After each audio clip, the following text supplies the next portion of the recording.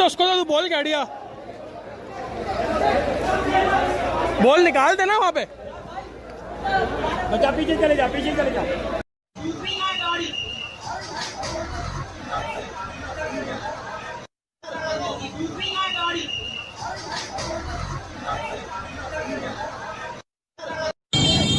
यहाँ पर प्लेन गिर गया है मलिर कैंट के बिल्कुल सामने कॉलोनी में। पूरी घरों का एक घर का एरिया है पूरा, पीछे घरों में आग लग गई है। प्लेन क्रैश हुआ है यहाँ पे। यहाँ पर प्लेन गिर गया है मलिर कैंट के बिल्कुल सामने कॉलोनी में। पूरी घरों का एक घर का एरिया है पूरा, पीछे घरों में आग लग गई है।